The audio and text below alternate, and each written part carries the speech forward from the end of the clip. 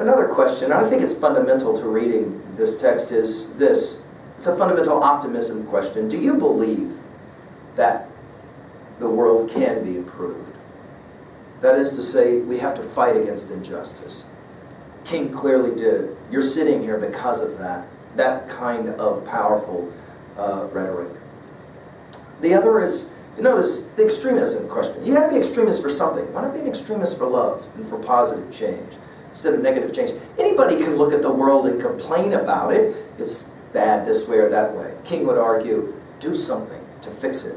And begin in the most simplistic of ways. Some of you following the great Jordan Peterson, to begin by cleaning up your own room, which both literally and metaphorically is tremendous advice, isn't it? Why not? Why not start by doing something positive in your life? King would argue, absolutely, that's right. Well, we're going to turn now to, finally, before us, the second sex, and we're going to ask, wait a minute. Jefferson said, we hold these truths to be self-evident that all men are created equal. Now, well, yeah, but what about the women that produce those men? We live in this world together.